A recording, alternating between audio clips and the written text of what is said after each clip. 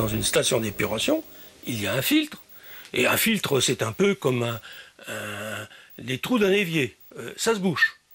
Les vers de terre viennent consommer la matière organique qui s'est accumulée, c'est-à-dire les débris, y compris les excréments humains, et ils vont les transformer en matière décomposée, ça veut dire en fait en gaz. En effet, les vers de terre remangent et remangent leurs propres excréments jusqu'à ce que tout soit décomposé.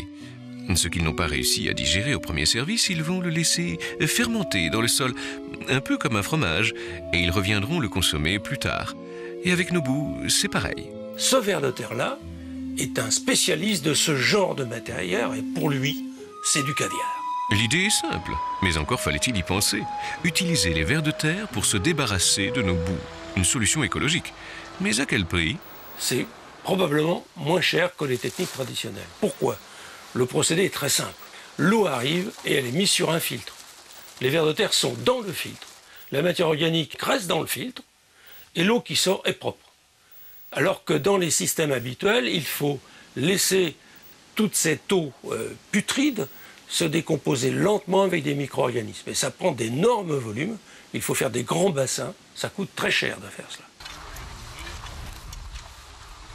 Cette cuve accueille des centaines de milliers de vers qui s'ébattent dans la tourbe et un mélange d'écorce de pin.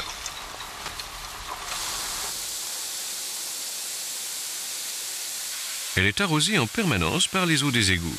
Ce projet pilote européen permettra de traiter les roses de 500 habitants.